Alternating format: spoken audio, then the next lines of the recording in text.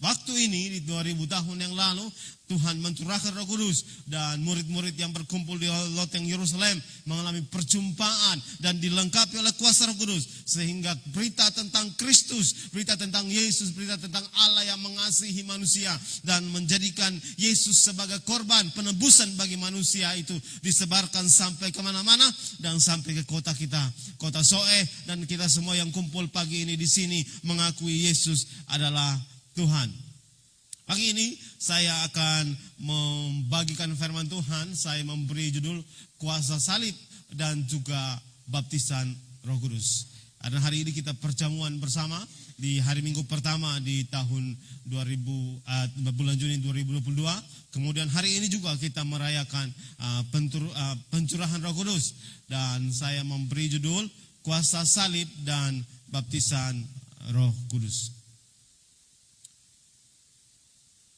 Ya, sebelum kita lanjut, terima kasih Bapak Ibu semua yang sudah mendoakan saya. Saya ulang tahun hari Jumat kemarin dan saya sudah usia 48 tahun.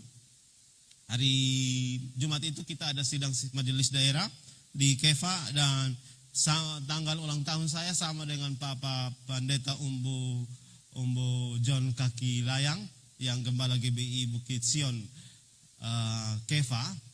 Dan kami didoakan di depan bersama-sama. Saya tahu pasti waktu itu akan didoakan banyak orang, dan Om Umbu tidak mau saya harus berdiri di sebelah Om Umbu. Sampai akhirnya Mama Umbu datang juga. Om Umbu bilang tidak bisa, Pak Ever harus di samping sebelah. Ya, terima kasih. Kita akhirnya perayaan ulang tahun bersama-sama dengan Om Umbu. Bapak Ibu sekalian, terima kasih untuk doa-doanya. Nah, kita mulai dengan kebenaran firman Tuhan, kuasa salib dan baptisan Roh Kudus. Dan firman Tuhan, dasar kebenaran firman Tuhan, ada 2 ayat yang saya ambil bagi kita. Dan ayat yang pertama ini kita semua sudah tahu. Dan saya mau kita semua menyebutkannya. Bapak Ibu juga boleh membaca. Saya sudah sediakan di slide. Kita sama-sama menyebutkan Yohanes 3 ayat yang ke-16. 1, 2, 3. Karena begitu besar kasih Allah akan dunia ini, sehingga ia telah mengurniakan anaknya yang tunggal, supaya setiap orang yang percaya kepadanya tidak binasa, melainkan beroleh hidup yang kekal. Dalam bahasa Inggris kata anaknya yang tunggal itu disebut His only begotten son. Bisa diterjemahkan anaknya yang satu-satunya yang dia kasihi. Kira-kira di penerjemahannya begitu.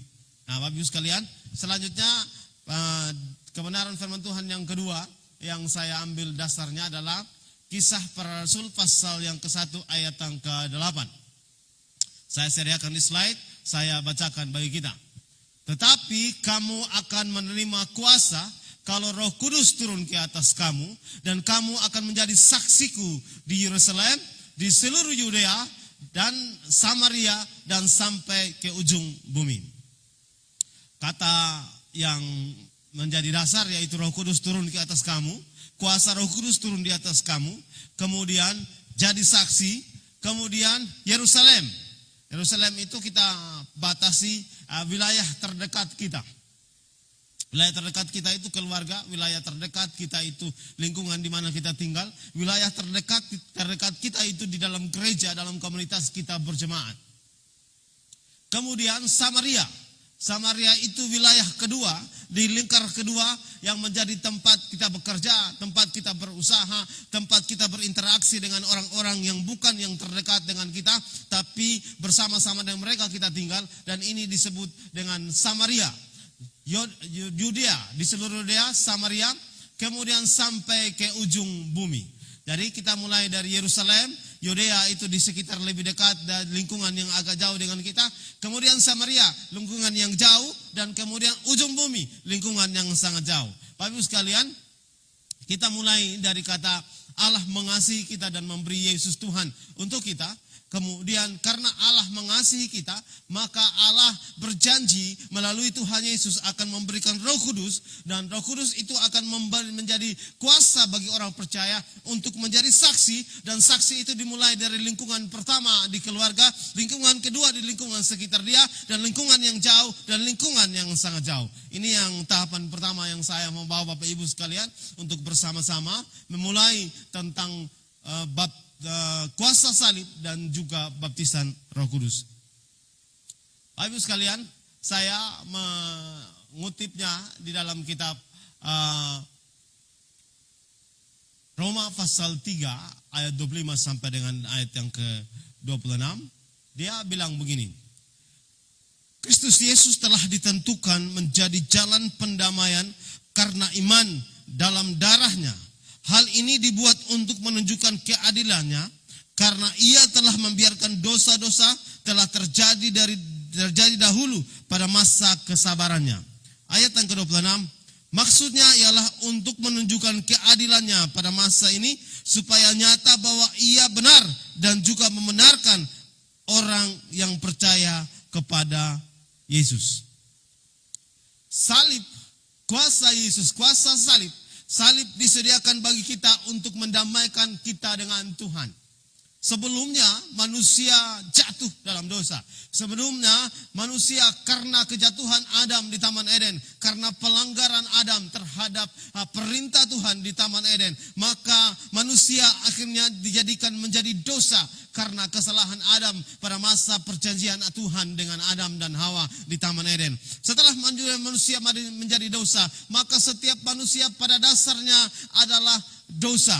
Manusia pada dasarnya dosa menguasai dia. Dan untuk membuat supaya terjadi pendamaian antara Allah dengan manusia, maka Allah menyediakan Yesus. Seperti kata Yohanes 3 ayat 16 tadi, bahwa Allah mengasihi dunia, Allah mengasihi manusia, sehingga Allah menyediakan anaknya yang tunggal, anaknya yang ditunggal yang satu-satunya yang dikasihinya, untuk menjadi penebusan bagi setiap kita, sehingga ketika kita mempercayai Yesus adalah Tuhan, maka kita diselamatkan. Bapak Ibu sekalian, Allah sangat ingin mendamaikan kita dengan mendamaikan kita dengan Dia. Allah ingin supaya kita berdamai dengan Dia. Dan kalau manusia yang menginisiasi, kalau manusia mengambil keputusan, melakukan tindakan-tindakan untuk bisa mencapai Allah, untuk bisa melakukan standar-standar untuk mencapai Allah, ternyata manusia tidak bisa. Dan hanya bisa karena inisiasi Allah. Jadi Bapak Ibu sekalian, kita diperdamaikan dengan Tuhan, kita diperdamaikan dengan Allah kita, karena Allah sendiri yang berinisiasi. Bagian yang pertama dari kuasa salib adalah kuasa yang mendamaikan setiap kita dengan Allah kita. Dulu kita berdosa, dulu ketika kita tidak mengenal Yesus, dulu kita tidak membangun hubungan dengan Yesus, dulu kita tidak pernah melakukan hal-hal yang berkaitan dengan mempercayai Yesus adalah Tuhan, maka kita adalah berdosa di hadapan. Tetapi di hadapan Allah, tetapi ketika kita mengambil keputusan untuk datang kepada Allah di dalam nama Tuhan Yesus, untuk menerima Yesus adalah Tuhan, untuk memperkenalkan kepada dunia bahwa sekarang hidup saya bukan saya lagi, tapi Kristus yang ada di dalam saya, maka Allah mendamaikan kita dengan Tuhan. Allah mendamaikan kita dengan dirinya melalui Yesus Kristus ketika kita mempercayai Dia. Bapak Ibu sekalian, yang pertama yang saya ingin membagikan dalam kuasa salib adalah Tuhan mendamaikan kita dengan Dia melalui Yesus Kristus di atas kayu salib. Ada 3 hal yang perlu kita ketahui tentang kuasa salib.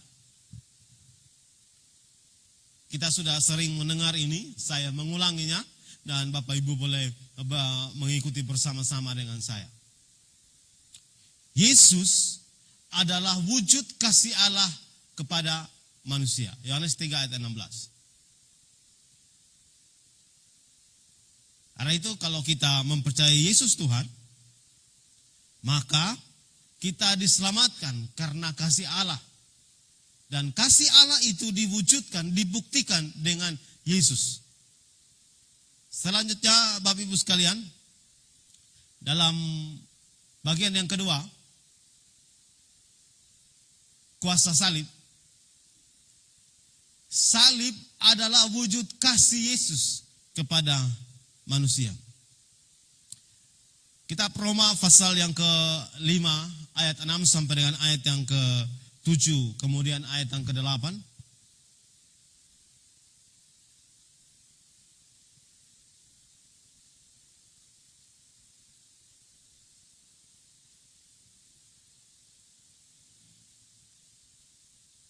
Ya. Salib adalah wujud kasih Yesus kepada manusia. Roma pasal 5 ayat 6 8 sampai 8 kemudian ayat yang ke-10. Saya menyimpulkannya begini. Yesus rela berkorban bahkan ketika manusia masih berdosa dan berseteru dengan Allah.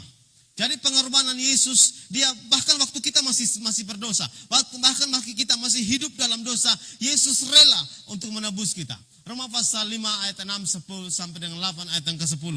Dia demikian firman Tuhan. Karena waktu itu kita masih lemah, Kristus telah mati untuk kita, orang-orang durhaka, dan pada waktu yang ditentukan oleh Allah. Sebab tidak mudah seorang mau mati untuk orang yang benar, tetapi mungkin. Ayat yang ke-10 dalam Roma pasal yang ke-5 ayat yang ke-10 berkata begini. Sebab jikalau kita ketika masih seteru diperdamaikan dengan Allah oleh kematian anaknya, lebih-lebih kita yang sekarang ini telah diperdamaikan pasti akan diselamatkan oleh hidupnya, oleh hidup Yesus Kristus. Bapak Ibu sekalian, salib adalah wujud kasih Allah kepada manusia. Selanjutnya dalam kitab diselamatkan untuk memerdekakan kita dari dosa. Yohanes pasal 8 ayat yang ke-34 sampai dengan 36 saya bacakan bagi kita. Kata Yesus kepada mereka, "Aku berkata kepadamu, sesungguhnya setiap orang yang berbuat dosa adalah hamba dosa. Dan hamba tidak tetap tinggal dalam rumah, tetapi anak tinggal di dalam rumah. Jadi apabila anak itu memerdekakan kamu benar-benar merdeka." Kasih Yesus itu memerdekakan kita dari dosa. Pengorbanan Yesus di atas kayu salib. Salib adalah wujud kasih Yesus dan dia memerdekakan kita dari dosa. Di dalam 2 Korintus pasal 5 ayat yang ke-18, kemudian kitab Kolose pasal 1 ayat 19 sampai 21, Yesus memperdamaikan kita dengan Allah. Kasih Yesus, salib yang adalah wujud kasih Yesus kepada kita, memperdamaikan kita dengan Allah. Kemudian pertama Petrus pasal 2 ayat yang ke-24 sampai dengan ayat yang ke-25, bahwa salib, darah Yesus, kuasa salib Yesus itu menyembuhkan kita dari sakit penyakit. Oleh bilur-bilur Yesus kita menjadi sembuh. Bapak Ibu sekalian, ini bagian yang berhubungan dengan kasih. Salib adalah wujud kasih Kristus kepada manusia. Kasih Yesus kepada manusia. Bapak Ibu sekalian, dan yang terakhir dari 3 hal yang saya bagikan tentang salib kuasa Yesus ini, yaitu Bapak Ibu sekalian, bahwa setelah kita mempercayai Yesus, kita bukan lagi menjadi hamba dosa, tapi kita menjadi hamba Kristus. Karena itu, kita harus menyerahkan anggota tubuh kita menjadi senjata kebenaran dalam pimpinan Kristus sebagai penguasa tunggal hidup kita. Bapak Ibu sekalian, ini yang berhubungan dengan kuasa salib. Kuasa salib ini ada 3 hal, yaitu Yesus adalah wujud kasih Allah kepada manusia. Yang kedua, salib adalah wujud kasih Yesus kepada manusia. Dan yang ketiga, yang terakhir, yang ada dalam layar yang Bapak Ibu lihat bersama-sama dengan saya, Roma pasal 6 ayat 6, kemudian 11 ayat 3, sampai ayat 11 sampai 13, Galatia 2 pasal 11 ayat yang ke-19b ayat yang sampai dengan ayat yang ke-20. Ini adalah mempercayai Yesus adalah wujud respon kita manusia kepada Tuhan. Jadi 3 hal yang berhubungan dengan kuasa salib Kristus. Yang pertama itu adalah Yesus adalah wujud kasih Allah kepada manusia. Yang kedua, salib adalah wujud kasih Yesus, kasih Kristus Yesus kepada kita. Dan wujud kasih kita kepada Allah adalah mempercayai Yesus. Pertanyaan yang saya sampaikan dalam ibadah kita pagi ini yang berhubungan dengan mempercayai Yesus. Apakah sungguh-sungguh hari ini kita mempercayai Yesus? Apakah sungguh-sungguh kita menaruh hidup kita?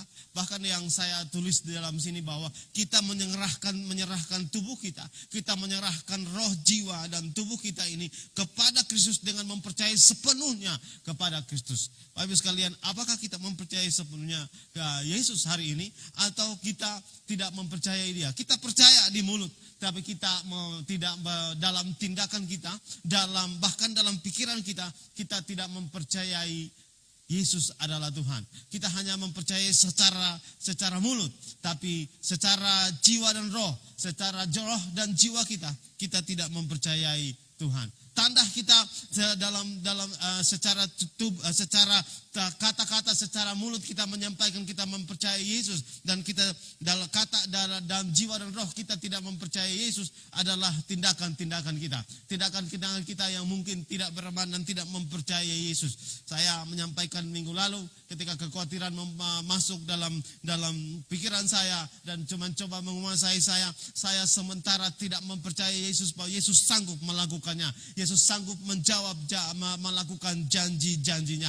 Dan kitab Yosua pasal 21 menyebut bahwa segala janji yang diberikan Allah kepada manusia, kepada umat Israel, tidak ada yang tidak terpenuhi. Semua terpenuhi. Ketika kita mempercayai Tuhan, ketika kita mempercayai Yesus adalah Tuhan, kita bukan hanya mempercayai dalam kata-kata, kita mempercayai juga dalam jiwa, kita mempercayai Dia dalam pikiran kita mempercayai kita dalam roh kita mempercayai Dia dalam seluruh eksistensi, seluruh keberadaan hidup kita, bahwa Allah yang kita sembah dalam Yesus itu sanggup melakukan perkara-perkara besar dalam hidup kita. Salib seperti yang ditulis dalam kitab pertama Petrus, 2 Petrus yang tadi saya sebut tadi, bahwa salib itu kuasa salib itu bisa menyembuhkan kita dari sakit penyakit. Kuasa salib itu bisa melepaskan kita dari kekhawatiran. Kuasa salib itu bisa melepaskan kita dari cara pikir, cara pandang bahwa kita tidak sanggup.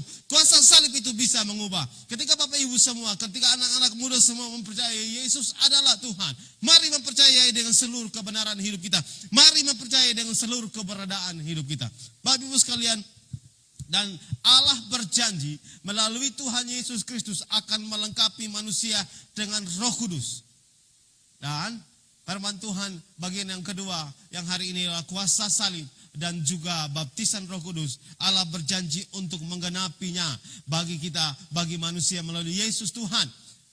Dan seperti bacaan kita dalam kitab Kisah Para Rasul pasal yang ke-1 ayat yang ke-8. Tetapi kamu akan menerima kuasa kalau Roh Kudus turun ke atas kamu, dan kamu akan menjadi saksiku di Yerusalem, di seluruh Yudea, Samaria, dan sampai ke ujung bumi.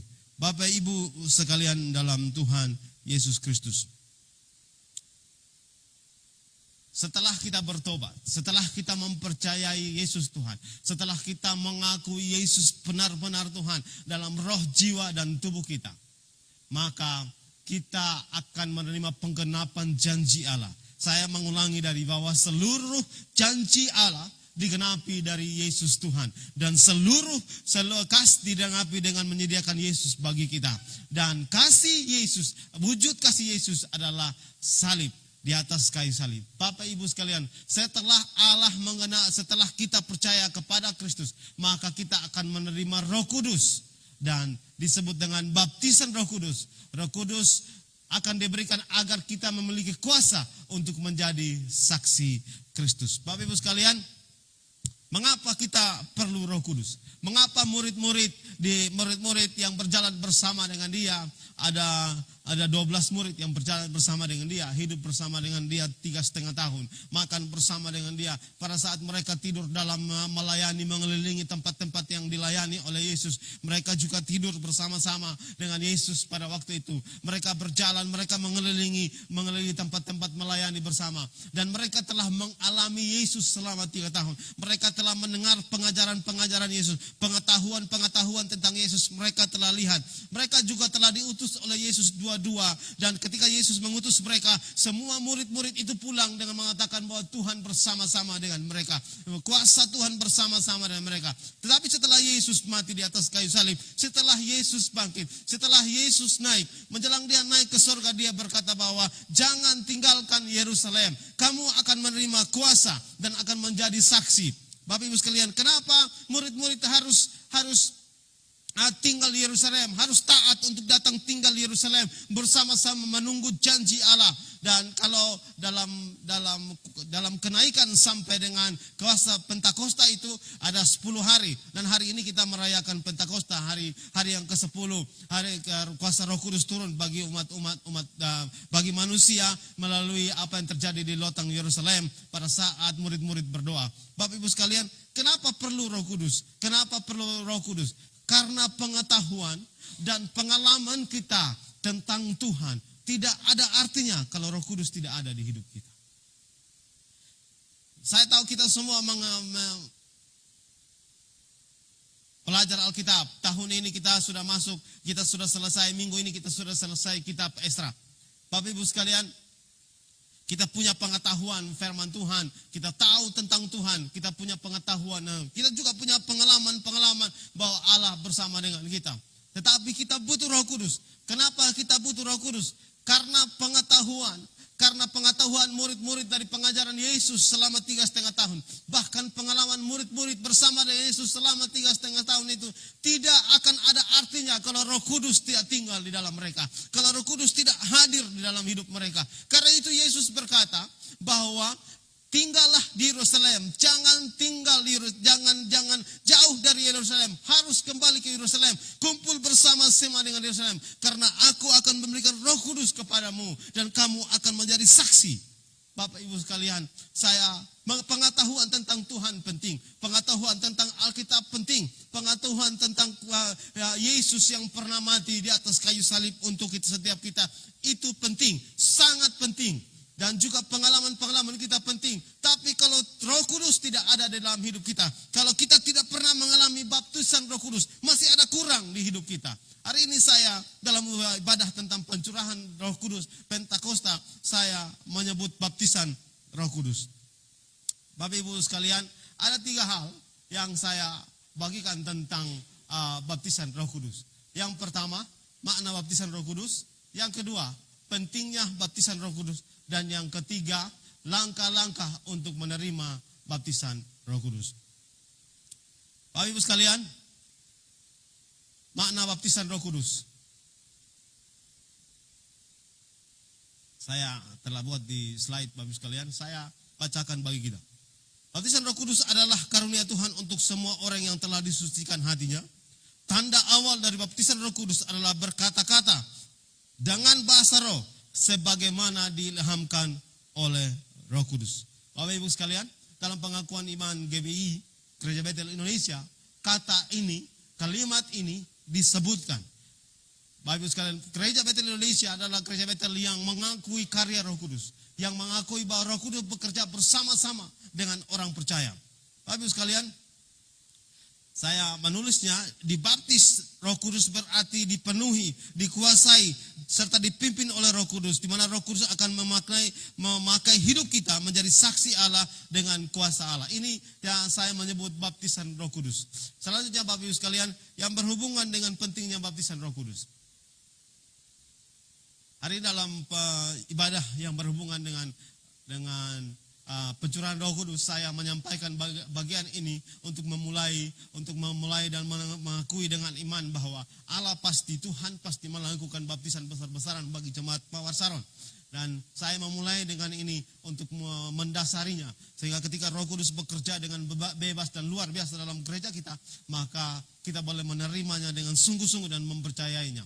Pentingnya baptisan Roh Kudus. Habis sekalian, seperti yang saya sebutkan, bagian A saya menyebutkan baptisan Roh Kudus adalah janji Bapa yang digenapi oleh Yesus, Yesus Tuhan. Allah berjanji dalam kitab Yoel pasal yang kedua ayat yang ke-28 sampai 29, dan malah hari ini memulai pada saat menyampaikannya dan saya mengulangi firman Tuhan ini.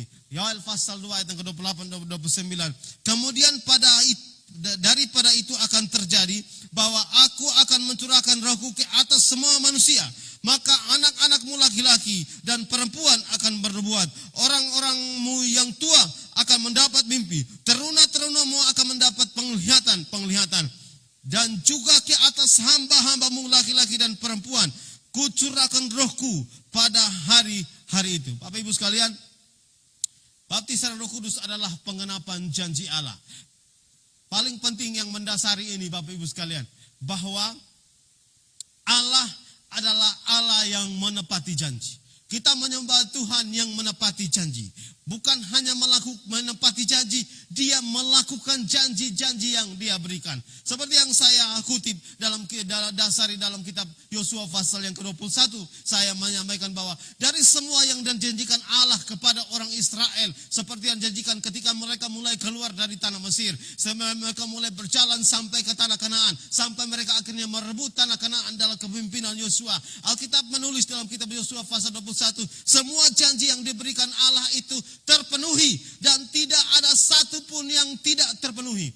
Bapak Ibu, kalau kita telah selesai membaca kitab tentang kitab Keluaran, kitab Ulangan, kita telah selesai membaca, kita menemukan bahwa janji-janji itu terpenuhi. Janji Tuhan kepada umat Israel, kepada Yosua, bahkan kepada Kaleb sendiri pun Allah berjanji dan Allah menepati janji itu. Dan Allah berjanji untuk menyediakan Yesus bagi manusia. Allah berjanji untuk terjadi korban penebusan sehingga Allah dengan manusia itu berdamai. Manusia yang dulunya seteru dengan Allah itu kembali berdamai dengan Allah. Dan Allah berjanji dengan memberikan Yesus, dan Allah menyediakan Yesus bagi setiap kita. Ketika kita mempercayai Yesus, maka kita telah mempercayai janji Allah yang tergenapi. Selanjutnya, janji Allah dalam Yesus itu adalah terjadi baptisan Roh Kudus. Janji itu dia berikan kepada orang-orang percaya mula-mula. 12 murid, 70 murid, 500 murid. Mereka semua berkumpul bersama-sama untuk menerima Roh Kudus dan mengikuti apa yang Tuhan perintahkan. Jangan tinggalkan Yerusalem. Lalu mereka berkumpul di Yerusalem. Saat mereka berkumpul di Yerusalem itu terjadi baptisan luar biasa dan mereka mulai berkata-kata dalam bahasa roh. Bapak Ibu sekalian, karena itu, kalau kita belum pernah mengalami baptisan Roh Kudus, kalau kita yang hadir pagi ini, yang ada dalam ruangan ini dan belum pernah mengalami baptisan Roh Kudus, Yesus berjanji bahwa dia menyediakan Roh Kudus. Karena itu Bapak Ibu sekalian, dalam ibadah ini saya mau menyampaikan betapa pentingnya Roh Kudus. Bapak Ibu boleh menaikkan dan berminta supaya Tuhan menyediakan Roh Kudus bagi Bapak Ibu sekalian, anak-anak muda sekalian, di dalam nama Tuhan Yesus Kristus. Bapak Ibu sekalian, bagian yang kedua yang saya bagikan pentingnya baptisan Roh Kudus, yaitu memperlengkapi orang percaya untuk menjadi saksi Kristus dan yang penuh dengan kuasa Allah. Bapak Ibu sekalian, saya ingin membacakan kisah pasal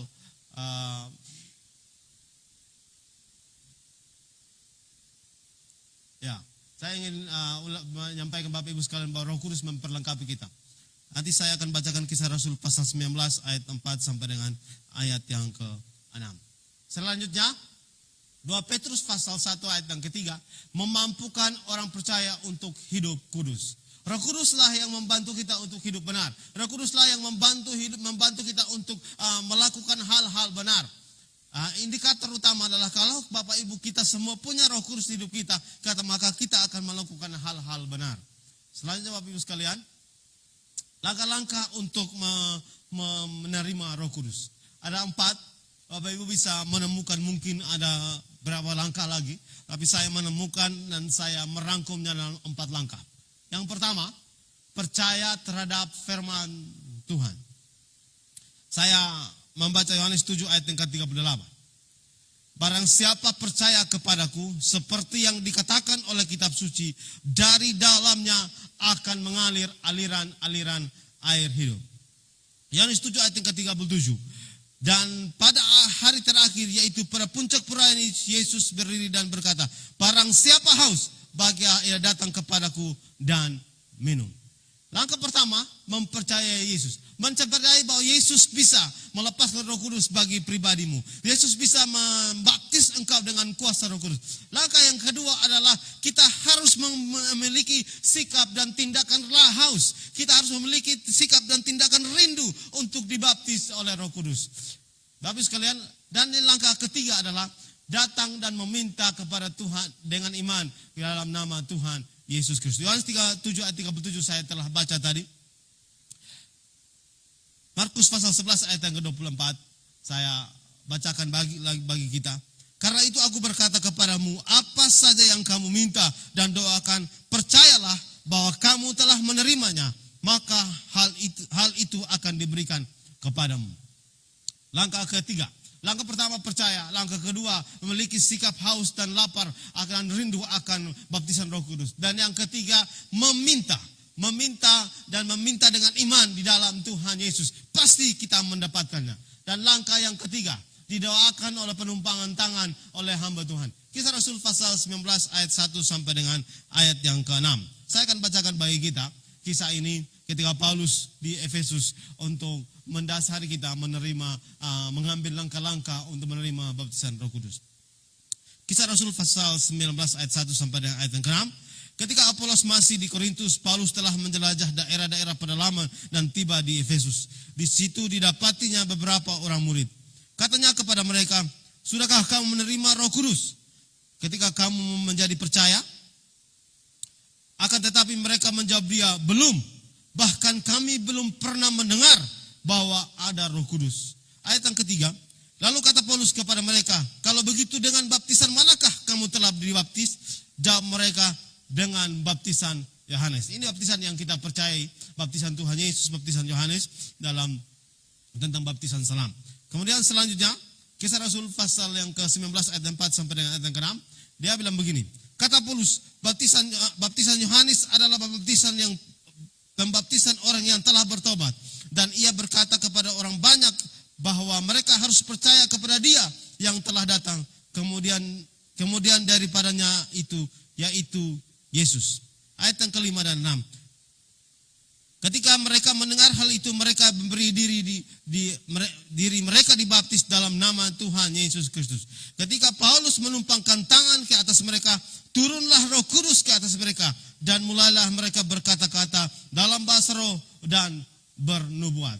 Bapak Ibu sekalian, ini kisah di mana murid-murid seperti yang saya bacakan, di mana murid-murid di Efesus, mereka telah melakukan kebenaran firman Tuhan, menerima baptisan selam, dan tetapi mereka tidak pernah mendengar tentang Roh Kudus. Kemudian Paulus sampai ke tempat itu, Tuhan izinkan Paulus ada di tempat itu, dan Tuhan izinkan Paulus bertemu dengan mereka. Sampai setelah itu, Paulus juga memberitakan tentang Tuhan Yesus, dan kemudian memberitakan dan ada orang-orang yang dibaptis. Setelah itu, Paulus menumpangkan tangan atas mereka, dan dengan demikian maka Roh Kudus turun atas mereka, dan mereka mulai berkata-kata dengan bahasa baru, dengan bahasa roh. Bapak Ibu sekalian, ini tahapan-tahapan langkah-langkah menerima Roh Kudus. Dan yang terakhir, mereka mengambil dan bertindak dengan iman. Di ayat yang ke-19, ayat yang ke-6 itu, tindakan-tindakan iman dari orang percaya, itu tindakan dibaptis selam, kemudian tindakan iman datang dan mau didoakan oleh Paulus, maka mereka menerima baptisan Roh Kudus. Bapak sekalian, ini bagian yang mau saya bagikan yang berhubungan dengan baptisan Roh Kudus. Langkah-langkah menerima Roh Kudus. Oh, sudah selesai ya. Bapak sekalian, ini bagian-bagian kebenaran firman Tuhan yang saya bagikan bagi kita yang berhubungan dengan baptisan